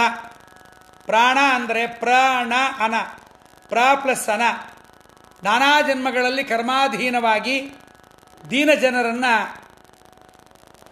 ಸುತ್ತುತ್ತಾ ಇರತಕ್ಕಂಥದ್ದೇ ಸಂಸಾರ. ಅದನ್ನು ದ ಅಂದರೆ ನಾಶ ಮಾಡ್ತಾನೆ. ಪ್ರಾಣದ ವೇದ ಮೂಲಕವಾಗಿ ಜ್ಞಾನವನ್ನು ನೀಡಿ ಮೋಕ್ಷವನ್ನು ಕೊಡ್ತಾನೆ ಹಯಗ್ರೀವ ಮೂರ್ತಿ. ಅದಕ್ಕೆ ಅವನ ಶರಣಾಗತಿಯನ್ನು ನಾವು ಹೊಂದಬೇಕು. ಅದಕ್ಕೆ ಭಕ್ತಿ ಬೇಕಂತಾರೆ. ಈಶಾನ ಪ್ರಾಣದ ಪ್ರಾಣ, ಪ್ರಾಣದೋ ವಾಸವಾನುಜ, ಪ್ರಾಣದ ಪ್ರಣವ ಪ್ರಣಃ, ಪ್ರಾಣದ ಪ್ರಣವ ಪ್ರತು ಅಂತ 4 ಕಡೆ ವಿಶ್ವಾಸನಾಮದಲ್ಲಿ ಪ್ರಾಣದ ಎಂಬತಕ್ಕಂಥ ಶಬ್ದ ಬಂದಿದೆ. ಯಾರವನು ಅಂದರೆ ಜಗನ್ನಾಥ ವಿಠ್ಠಲ, ತಾನೇ ಗತಿ ಎಂದು ನಂಬಿದವರ ಪೊರೆಯುವನು. ಜಗನ್ನಾಥ ವಿಠ್ಠಲ ನೀನೇ ಗತಿ ಅಂತ ಯಾರು ನಂಬುತ್ತಾರೆ, ರಕ್ಷತೀತ್ಯೇವ ವಿಶ್ವಾಸ ತದೀಯೋಗಮಿತಿ ಸ್ಮೃತಿ, ಶರಣಾಗತಿ ನಂಬಿದವರನ್ನು ಪೊರೆಯುತ್ತಾನೆ. ಯೋಗಕ್ಷೇಮಂ ವಹಾಮ್ಯಂ ಅಂತ ಹೀಗೆ ಭಗವಂತ ಪರಮಾನುಗ್ರಹವನ್ನು ಮಾಡ್ತಾನೆ ಎಂಬುದನ್ನು 33 ಪದ್ಯಗಳಿಂದ ಜಗನ್ನಾಥದಾಸರು ಪರಮ ಸುಂದರವಾಗಿ ಬಹು ದಿವಸಗಳಿಂದ ಈ ಉಪನ್ಯಾಸವನ್ನು ಮಾಡಿದ್ದಾರೆ. ಈ ಉಪನ್ಯಾಸವನ್ನು ನಾವೆಲ್ಲರೂ ಸೇರಿ ಮಾಡಿದ ಈ ಒಂದು ಜ್ಞಾನಯಜ್ಞವನ್ನು ಶ್ರೀಮದ್ ರಾಘವೇಂದ್ರ ತೀರ್ಥ ಗುರುವಂತರ್ಗತ ಭಾರತೀ ರಮಣ ಮುಖ್ಯಪ್ರಾಣ ಅಂತರ್ಗತ ಗ್ರಂಥ ಪ್ರತಿಪಾದ್ಯನಾದ ನರಸಿಂಹ ಜಗನ್ನಾಥ ವಿಠ್ಠಲ ಅವನಿಗೆ ಇದನ್ನು ಅರ್ಪಣೆ ಮಾಡೋಣ. ಮುಂದಿನ ಮಾತೃಕಾ ಸಂಧಿಯನ್ನು 5 ಅಥವಾ 6ನೇ ತಾರೀಕಿಂದ ಮತ್ತೆ ಪ್ರಾರಂಭ ಆಗುತ್ತೆ. ನಾಳೆಯಿಂದ ಮಂತ್ರಾಲಯದ ಶ್ರೀನಿವಾಸ ದೇವರ ಗುಡಿಯಲ್ಲಿ ಭಾಗವತ ಪ್ರವಚನ ಇದೆ. ಫೇಸ್ಬುಕ್ಕಲ್ಲಿ ಬರೋರಿಗೆ ಅದು ಸಿಗುತ್ತೆ. ಬಹುಶಃ ಫ್ರೀ ಕಾನ್ಫರೆನ್ಸ್ ಕಾಲ್ನವರಿಗೆ ಈಗಲೇ ಎಷ್ಟೋ ಜನ ಹೊರಗೆ ಹೋಗ್ತಾ ಇದ್ದಾರೆ, ಅವರಿಗೆ ಅದು ಸಿಗಲಿಕ್ಕಿಲ್ಲ ಅಂತ ಅನಿಸುತ್ತೆ. ಎಲ್ಲರೂ ಬರ್ತೀವಿ ಅಂತಂದರೆ ಫ್ರೀ ಕಾನ್ಫರೆನ್ಸ್ ಕಾಲ್ ಕೂಡ ಆನ್ ಮಾಡ್ತೀನಿ. ಎಲ್ಲರೂ ಭಾಗವತವನ್ನು 1 ವಾರಗಳ ಕಾಲ ಶ್ರೀನಿವಾಸ ದೇವರ ಗುಡಿಯಲ್ಲಿ ಶ್ರವಣ ಮಾಡಬಹುದು. ಇವತ್ತು ಈ ಉಪನ್ಯಾಸವನ್ನು ಇಲ್ಲಿಗೆ ಮುಗಿಸ್ತಾ ಮತ್ತೆ ಹರಿಕಥಾಮೃತ ಸಾರ ಮಾತೃಕಾ ಸಂಧಿ 8ನೇ ಸಂಧಿ 5 ಅಥವಾ 6ನೇ ತಾರೀಕಿನಲ್ಲಿ ಇದು ಪ್ರಾರಂಭವಾಗತ್ತೆ ಅಂತ ಹೇಳ್ತಾ ಶ್ರೀಕೃಷ್ಣಾರ್ಪಣ ಮಸ್ತು. ಹರೆಯೇ ನಮಃ. ಕಾಯೇನ ವಾಚ ಮನಸೇಂದ್ರಿಯರ್ವ ಬುದ್ಧ್ಯಾತ್ಮನ ವಾ ಸ್ವತಃಸ್ವಭಾವಂ ಕರೋಮಿ ಯದ್ಯತ್ ಸಕಲಂ ಪರಸ್ಮೈ ನಾರಾಯಣಾಯೇತಿ ಸಮರ್ಪಯಾಮಿ. ಫಿನಿಶ್ ಅಂತ ಬಂದಿ ನೋಡ್ರಿ.